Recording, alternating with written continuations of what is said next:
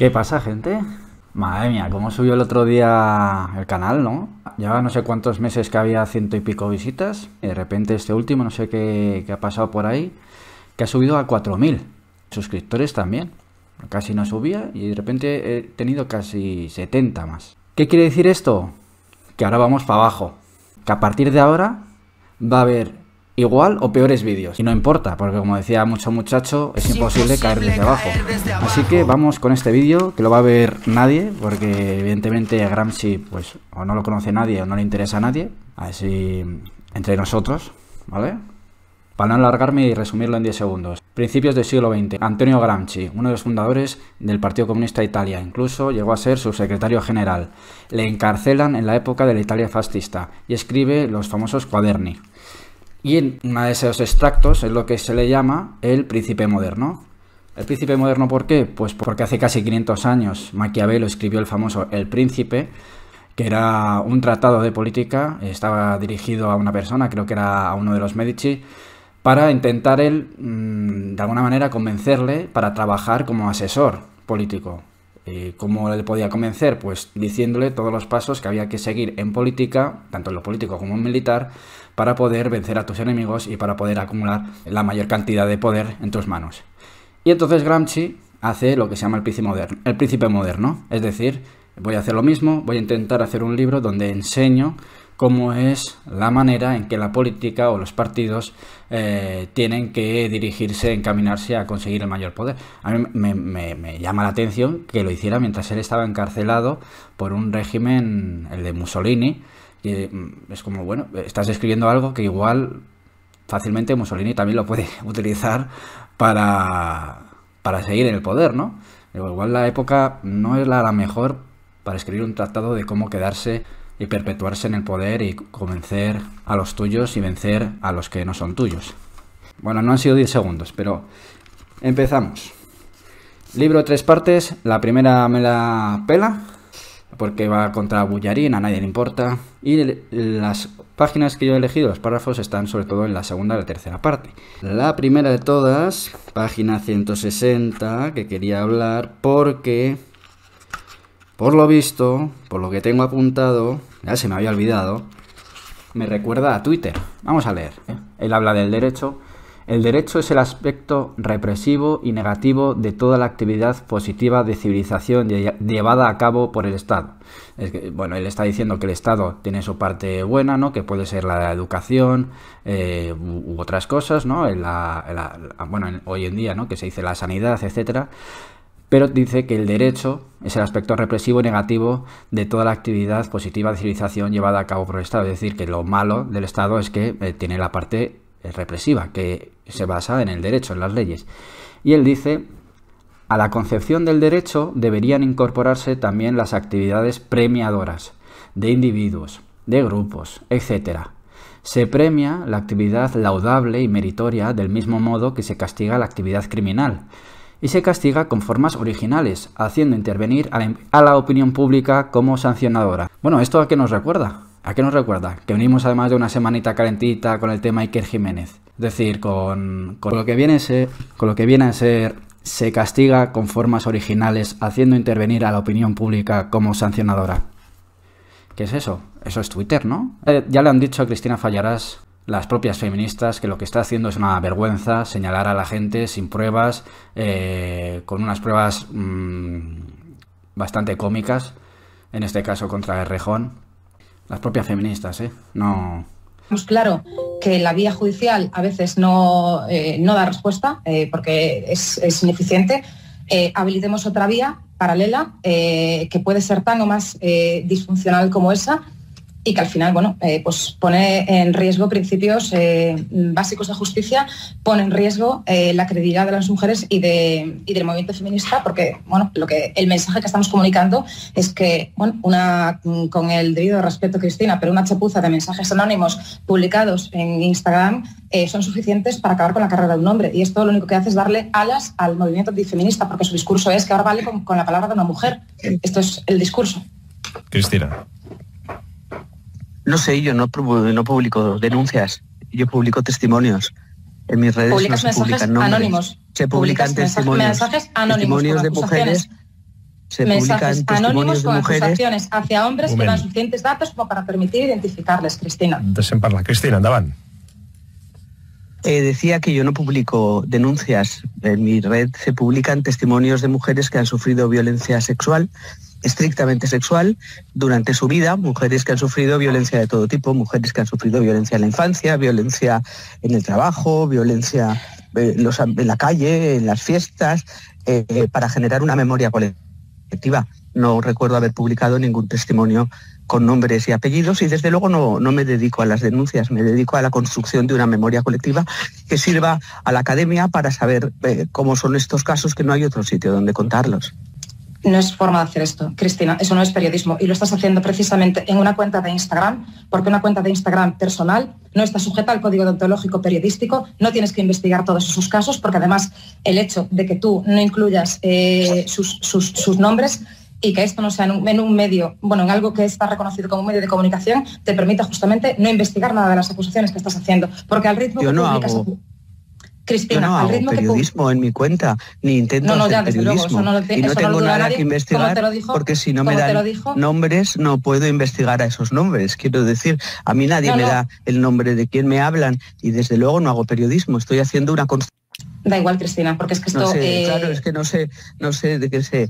Es que creo que se ha interpretado mal lo que hago o que no se ha mirado bien mi cuenta, no tengo ni idea. Se ha interpretado de maravilla. Mal lo he interpretado una cantidad desgraciadamente enorme de mujeres vulnerables en redes sociales a las que estás manipulando emocionalmente para capitalizar tu dolor. Esa gente es la que me ha interpretado mal lo que estás haciendo. Yo lo he interpretado perfectamente. Yo lo he interpretado... no sé qué enfado tienes, pero yo no capitalizo nada, es que no puedo Cristina, entender claro esto. Claro que tengo enfado porque como feminista esto contribuye al descrédito de las mujeres y de la causa feminista. Por supuesto que tengo enfado, por supuesto. Pero cómo va pero a ver, la construcción, ¿cómo va a destruir el movimiento feminista la construcción de un archivo testimonial? Es que la construcción de un archivo testimonial es algo que funciona, Cristina, desde toda la historia de la humanidad. Faltaría más. Yo no voy a entrar en ese chantaje emocional y en esa instrumentalización de las víctimas. Yo no voy a entrar en que a mí se me acuse de insorora, que se me acuse de... No sé, pero no he venido aquí Cristina, ni a que se me insulte, ni a que se me llame chapucera, ni a que se me llame chantajista emocional, si me perdonáis. Me estoy sintiendo un poco incómoda en este Vale, en este es que momento. Cristina, como tú misma has dicho en muchas ocasiones, el feminismo incomoda. El feminismo incomoda y yo como feminista anticapitalista he de decirte que el feminismo incomoda a hombres como incomoda a mujeres. ¿Por qué? Porque es que se ha creado justamente esto, con el derecho no puedo ir contra ti, voy a ir a través de la opinión pública.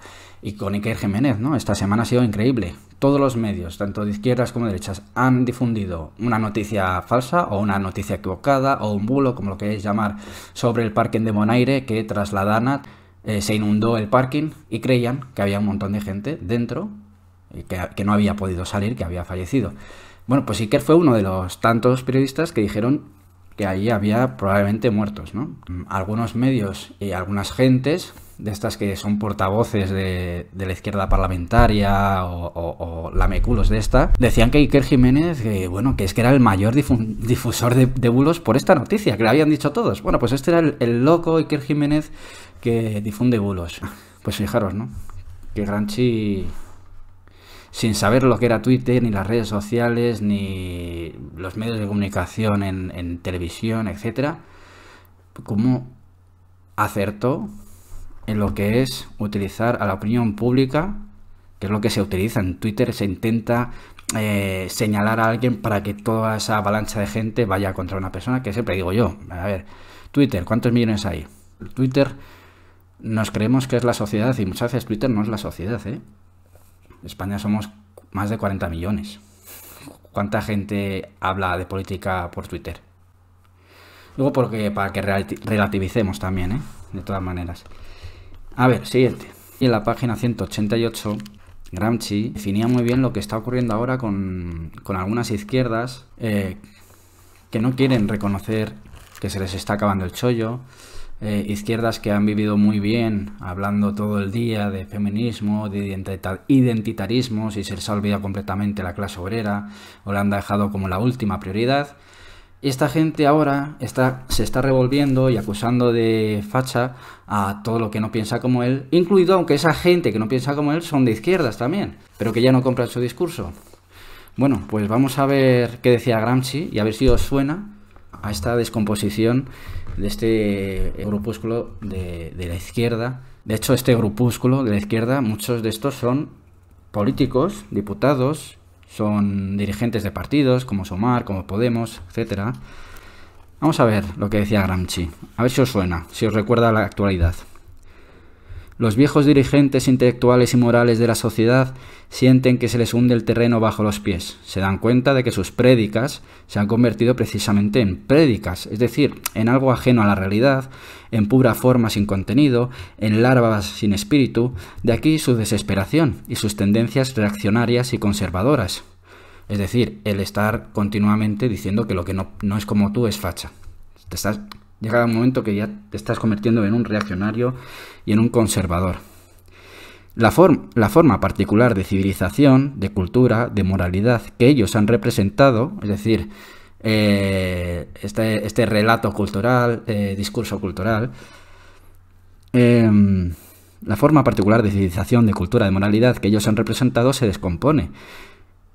Y por esto proclaman la muerte de toda civilización, de toda cultura, de toda moralidad, y piden al Estado que adopte medidas represivas y se constituyen en un grupo de resistencia apartado del proceso histórico real, aumentando de este modo la duración de la crisis, porque el ocaso de un modo de vivir y de pensar no puede producirse sin crisis. Bueno, esto de pedirle al Estado que adopte medidas represivas no suena a esto de que quieren hacer que a través de la palabra bulo censurar a cierta gente.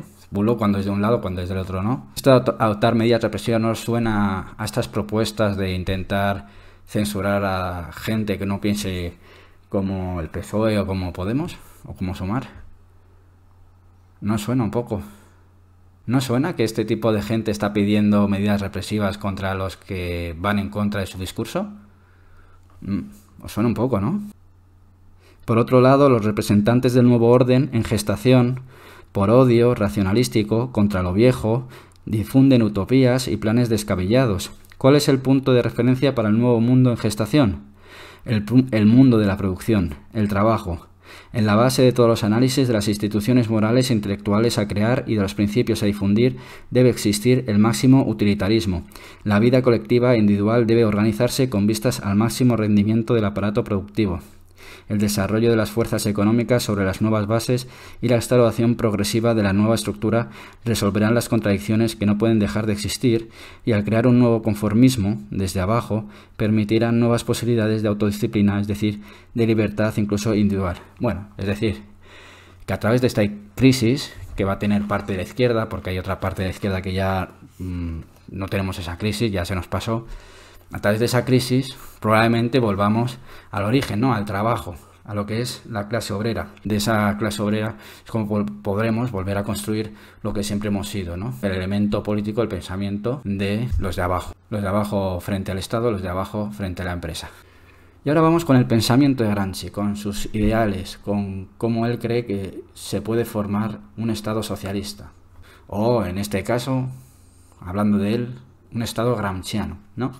Bueno, pues en la página 179 Gramsci está hablando ya como si fueran los inicios de ese Estado socialista, ¿no? Yo entiendo como ese inicio de pasada ya la revolución, pasado ya todo, cómo empezar ese Estado y cómo hacer que la sociedad evolucione y que cambie de una mentalidad capitalista a una mentalidad postcapitalista. Y dice... Si es verdad que ningún tipo de Estado puede dejar de atravesar una fase de primitivismo. Si es verdad que ningún tipo de Estado puede dejar de atravesar una fase de primitivismo económico corporativo, el contenido de la hegemonía política del nuevo grupo social que ha fundado el nuevo tipo de Estado debe ser prevalentemente de orden económico. Se trata de reorganizar la estructura y las relaciones reales entre los hombres y el mundo económico, o de la producción. Es decir, que él lo que prioriza es reorganizar el Estado y la sociedad en torno a la economía. Los elementos de superestructura tienen que ser forzosamente escasos y su carácter será de previsión y de lucha, pero con elementos de plan todavía escasos. El plan cultural será sobre todo negativo, de crítica del pasado, tenderá a hacer olvidar y a destruir. Eso suena un poco mal, ¿no? Para que esa nueva sociedad piense diferente, habrá que criticar el pasado, pero hacer olvidar y destruir, a mí me suena a censura. Esto es un poco como lo que decía Platón en la República, si no me equivoco. Él decía que había partes de las historietas que habían escrito los griegos que los jóvenes leían y les influían mal, porque enseñaban valores en personajes que no eran correctos. Y entonces Platón proponía pues directamente censurar, que los jóvenes nunca leyeran esas partes y por tanto nunca tuvieran en su mente que se puede ser así. Las líneas de la construcción serán todavía grandes líneas, esbozos que se pueden y deben cambiar en cualquier momento para que sean coherentes con la nueva estructura en formación. Claro, pero ¿quién decide lo que es coherente? ¿Quién decide? ¿Quién lo hace? ¿El partido? ¿La vanguardia del partido? La Comité? O sea, ¿quién decide lo que es coherente y cómo se debe regular el pensamiento de esta nueva sociedad? Seguimos con el pensamiento de Gramsci. La continuidad jurídica del centro organizado no debe de ser de tipo bizantino-napoleónico, es decir, según un código concebido como perpetuo, sino de tipo romano-anglosajón, cuya característica esencial consiste en el método realista, siempre adaptado a la vida concreta, en perpetuo desarrollo. Esta continuidad orgánica exige un buen archivo, bien equipado y de fácil consulta, en el que toda la actividad pasada se puede encontrar y criticar fácilmente. Las manifestaciones más importantes de esta actividad no son tanto las decisiones orgánicas cuanto las circulares explicativas y razonadas educativas. Vamos, lo que está diciendo, al contrario de lo que os acabo de leer, es que sí, ok, no vamos a hacer destruir ni olvidar el pasado, sino vamos a mostrarlo en archivos. Vamos a ver que existen, que están ahí, vamos a criticarlos. Bastante imaginativo, ¿no? Entonces sería un estado donde habría un buen archivo, bien equipado y de fácil consulta, en el que toda actividad pasada se puede encontrar y criticar fácilmente. ¿Pero esto cómo sería? O sea, alguien iría al ministerio del no sé qué, diría, perdonen, ¿puedo ir al archivo? Sí, va ahí a la hemeroteca. Ah, mira, esto está mal, esto no lo tenemos que hacer. Vale, vamos a decirlo en el partido de que esto no está bien. No entiendo. Bueno, pues él soñaba con un pedazo de archivo gigantesco donde la gente pudiera consultar el qué no hacer. Pero la gente nunca iba a decir el qué sí hacer a partir de cosas buenas o positivas que pudiera haber en el pasado. Según él, estaría mal todo. Cosas raras, la verdad. Existe el peligro de burocratizarse, es verdad, pero toda continuidad orgánica presenta este peligro y debe vigilarse. Mayor es todavía el peligro de la discontinuidad de la improvisación. El órgano tiene que ser el boletín con 3 secciones. A. Artículos que tracen las directrices. B. Decisiones y circulares. C. Crítica del pasado, es decir, comparación continua del presente con el pasado para mostrar las diferencias y las precisiones y para justificarlas críticamente. Es decir, crear un boletín donde se ponga qué es lo nuevo, las nuevas leyes, las nuevas reglas jurídicas de este estado naciente, compararlo con el pasado como era antes. Y entiendo que según una crítica meramente objetiva se podría justificar por qué se han cambiado las leyes y por qué lo que ha decidido el partido es correcto. Claro, si tú tienes que justificar por qué has cambiado las reglas, entiendo por qué no todo el mundo está participando de ellas, ¿no? Pues si no, ¿tú qué vas a justificar? Si todo el mundo participa de estas reglas, ya se entiende, ya se ha debatido, se ha entendido dónde estábamos y dónde estamos ahora y por qué hemos cambiado. Si lo hace un grupo de personas, evidentemente el resto de la sociedad dice, oye, pero ¿por qué? ¿Pero qué ha pasado? Entonces tienes que justificarlo. Bueno, no me sorprende, viniendo de un marxista, que unos son los que deciden, los otros a callar. En la siguiente página dice, una de las características de todo jefe es la de ser ambicioso, es decir, la de aspirar con todas sus fuerzas al ejercicio del poder estatal. Empezamos mal. Yo diría que empezamos mal, pero bueno. Un jefe no ambicioso no es un jefe, es un elemento peligroso para sus seguidores, es un inepto o un bellaco. Recuérdese la afirmación de Arturo Bella, o Bella. Nuestro partido no será nunca un partido de gobierno, es decir, siempre será un partido de oposición. ¿Pero qué significa esto de proponerse permanecer siempre en la oposición? Significa preparar los peores desastres, porque si estar en la oposición es cómodo para los oponentes, no es cómodo, según las fuerzas de la oposición y su carácter naturalmente, para los dirigentes del gobierno, los cuales deberán plantearse al llegar a un cierto punto el problema de destruir al llegar la oposición. La gran ambición, además de ser necesaria para la lucha, no es ni mucho menos despreciable desde el punto de vista moral. Al contrario, todo depende de si el ambicioso se eleva después de haber hecho el desierto a su alrededor o si su elevación se condiciona conscientemente a la elevación de todo un estrato social y de si el ambicioso ve precisamente su propia elevación como un elemento de la elevación general. Bueno, lo de siempre, ¿no? Que si sale un nuevo partido, como decía Podemos, esto a diferencia del Frente Obrero, por lo menos los discursos que tienen cada uno cuando se les ha conocido. Podemos, cuando nació, cuando irrumpió, ellos decían, nosotros no vamos a ser una fuerza protestante, no nos conformamos con 5 diputados y a dar la chapa ahí en el Congreso a echar la bronca. No, nosotros queremos el poder, tomar el poder por asalto, ¿no? Como decía Pablo Iglesias.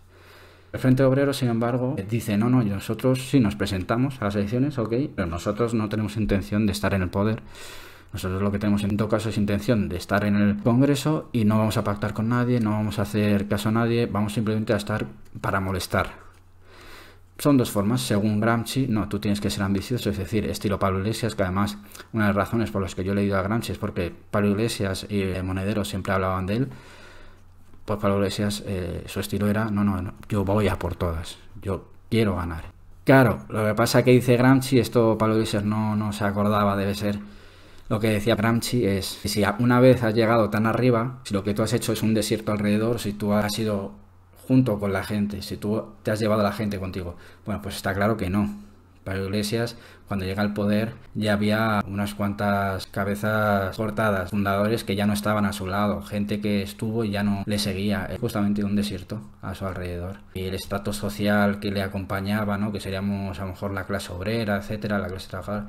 Cuando la gente vio que se habían quitado el límite de sueldo que tenían y que fue una de las cosas llamativas de ellos, que les hacía ser honrados y honestos, por lo menos parecerlo, se habían quitado ese límite de sueldo mínimo, se habían quitado ese límite de tiempo en política, porque decían que, claro, estar mucho tiempo en política te hace ser un profesional y que la profesionalización de la política te podía llevar a caminos sospechosos. Bueno, pues también se lo quitaron y por eso pues no tienen problema en estar muchos, pues siguen de diputados, ahí está Irene Montero. Bueno, luego el chalet pues fue, yo creo que simbólicamente, aunque no pasa nada, pero simbólicamente fue muy feo, entonces fue todo lo mismo en un año, nada más tocar poltrona. Entonces sí, hizo un desierto a su alrededor y además no se llevó al estrato social junto con él, sino que lo decepcionó y por eso pues cada vez que iban a las elecciones tenían menos votos. Pero es que es lo mismo, lo que siempre dicen los anarquistas, excepto los ANCAP, que no, para mí no son anarquistas. Es lo que dicen siempre los anarquistas, que es que la política siempre cuando llegan, alcanzan el poder, se acaban corrompiendo. Lo que dice Gramsci es, no, estaría bien, tú llegas al poder, pero no has cambiado, ¿no? En otras palabras, es que siempre cambian. No sé si habrá alguna excepción en la historia, sí, pero es que el 99% es que no, ¿sabes? Entonces, ¿para qué ir por esa vía si es mejor por otras? ¿Cuál vía? Pues mira, yo creo que la mejor vía, para cambiar las cosas muchas veces, yo creo que incluso la pacífica, sin necesidad sería una huelga general laboral y una huelga general de impuestos. Es decir, cuando toca Hacienda, pagar impuestos en Hacienda, etcétera, no ir. Y cuando toca ir a trabajar, no ir. Y paralizas el país. Y ahí ese movimiento tendría poder. No haría falta tener que pasar por el aro de una pseudodemocracia en la que si participas parece que le estás dando la razón. Bueno, le estás dando la razón. Y ahí en ese movimiento se puede pedir que los medios de producción sean de los productores mismos y que la política sea de la gente. Igual me he flipado, pero tú exiges lo máximo y te darán la mitad. Si tú exiges la mitad, te darán lo mínimo. Y al final te has ido sin nada. La página 170, Plan Mundial Irrealizable. A ver. Voy a poner un poquito los que hayáis visto equipo de investigación. Sí, no, porque La política a veces hay que tomársela con risa, porque es que si no, madre mía. Las exigencias de carácter nacional se anudan en el concepto de hegemonía. Es comprensible, pues, que ciertas tendencias no hablen de este concepto o solo lo mencionen de pasada. Una clase de carácter internacional en la medida que guía a estratos sociales estrechamente nacionales, intelectuales y a menudo menos que nacionales, particularistas y municipalistas, los campesinos, debe nacionalizarse en cierto sentido, y en este sentido no es, por lo demás, muy estrecho, porque antes de que se formen las condiciones de una economía regida según un plan mundial, es necesario pasar por una serie de fases múltiples en las que las combinaciones regionales de grupos nacionales pueden ser diversas. No está mal, ¿eh? Pero fijaos, dice, una clase de carácter internacional en la medida en que guía estratos sociales estrechamente nacionales e intelectuales. ¿Pero qué me estás contando?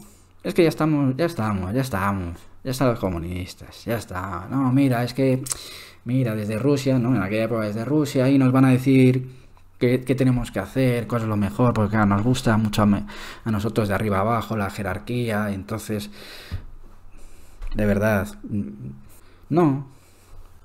Mira, lo que decía Joan Oliver, que fue ministro de Justicia, él era de la CNT, él era anarquista, pero acabó siendo ministro de Justicia durante la Guerra Civil. Él dio un discurso súper largo y dijo que el anarquismo en cada país se tiene que desarrollar según cada país, porque cada país tiene sus costumbres, su cultura, su manera de ser, que no se puede hacer a todos igual. Bueno, pues aquí Gramsci dice que no, que una clase de carácter internacional va a guiar a los demás, porque claro, los demás son bobitos. Es lo de siempre, es que luego también a nivel nacional es lo de siempre. El partido, la vanguardia del partido que guía a los demás. Pues no, porque a veces los demás lo viven más que tú y saben mejor los recovecos que tú, que no has bajado al barro. Vale. Por otro lado, no debe olvidarse nunca que el desarrollo histórico sigue las leyes de la necesidad hasta que la iniciativa pase netamente al lado de las fuerzas que tienden a la construcción según un plan de división del trabajo pacífica y solidaria. Aquí yo entiendo esta máxima marxista de que no, es que esto es algo científico, es que históricamente el capitalismo terminará y lo siguiente será un socialismo y lo siguiente un comunismo. O sea, esto ya está dicho, esto es el destino.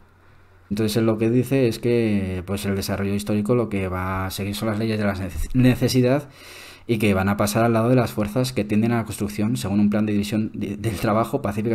Coño, casualmente, ¿quién tiende a la construcción según un plan de división del trabajo pacífica y solidaria? Bueno, pacífica y solidaria, bueno, pero ¿quién? Los comunistas, ¿no? Son los que quieren una planificación del trabajo. Una planificación del trabajo. Es decir, que el Estado sea el que lo planifique, no que sean los obreros. No, por favor. Por favor. Y diréis, pero loco, ¿cómo que los demás decidan? No, que sea como ahora los empresarios, tal. ¿Cómo van a decir los trabajadores? Sí, hombre. Ok, pero ¿qué son las cooperativas? Las cooperativas es lo mismo, ¿no? Son productores, ahí no hay, digamos, empresarios o trabajadores, ahí son esa idea anarquista que son productores. Los productores decidiendo sobre su empresa, ¿no? Sobre su fábrica, sobre lo que sea. Pues lo que dice el anarquismo es que todos estos productores, coligados en sectores, decidan, poniéndose de acuerdo entre ellos, organizándose, cómo llevar al máximo la producción de cada sector y cómo colaborar los unos con los otros para que la producción de los mismos materiales o de los mismos productos que llevan a cabo en este sector vaya hacia adelante, ¿no? En vez de competir entre ellos, guardarse secretos, hacer competencia desleal, aprovecharse de los consumidores o aprovecharse de los trabajadores, o bueno, en vez de estar perdiendo el tiempo en otras cosas, unirse y juntar fuerzas, como cuando se buscó encontrar la vacuna lo antes posible durante el COVID. Ahora, hay una pequeña cosa en la página 180 que me gustaría señalar. Él hablaba de dos tipos de partido, de Estado-partido, ¿no? Uno dice, ocurre siempre que los individuos pertenecen a más de una sociedad particular y a menudo a sociedades que se contradicen objetivamente. Una política totalitaria tiende, precisamente, a a conseguir que los miembros de un determinado partido encuentren en este todas las satisfacciones que antes se encontraban en una multiplicidad de organizaciones, es decir, tiende a romper todos los hilos que ligan a estos miembros a organismos culturales ajenos. B. A destruir todas las organizaciones restantes o a incorporarlas a un sistema del que el partido sea el regulador único. Esto ocurre cuando el partido en cuestión es portador de una nueva cultura, en cuyo caso estamos en una fase progresiva. B. Cuando el partido en cuestión quiere impedir que otra fuerza portadora de una nueva cultura se convierta en totalitaria. Vale. Directa o indirectamente está diciendo que él está a favor de un totalitarismo donde todos los partidos, todas las organizaciones se conviertan en uno, en el partido que manda. Que es el partido que manda conseguirá que esto ocurra o por las buenas o por las malas. Por las buenas porque tiene una nueva proyección de la vida, un nuevo punto de vista, una nueva cultura que convence a todos, y si no, no pasa nada que o se incorporan o le reprimimos. El problema es que la gente no todos piensan igual. Por eso yo creo que el asamblearismo, la horizontalidad que propone el anarquismo, creo que es una mejor opción. Es decir, en vez de un partido que tenga que castigar a los demás, los que no piensen como él, pues dejemos que la gente, a través de asambleas y de una manera horizontal, no el partido, decida qué quiere hacer, hacia dónde quiere llegar, hacia dónde quiere ir, sin partidos y sin organizaciones, simplemente las propias asambleas. Esto yo creo que sí que es una idea más humana, más racional de cómo hacer que no existan partidos ni organizaciones. Es decir, que la gente esté en la asamblea, ¿no? No hace falta partidos. ¿Para qué? Si ya tú mismo, como persona, tienes la oportunidad de hablar y de decidir. Cuando hay partidos es porque hay un poder. La única manera de acceder a él es siendo un partido que llegue a ese poder. Pero si el poder está repartido entre todos, ¿para qué vas a hacer un partido? ¿A dónde quieres llegar si ya puedes ir? No necesitas formar nada. Para que veáis que este hombre se apoyaba mucho en su idea de Estado-partido, bueno, una idea marxista y leninista.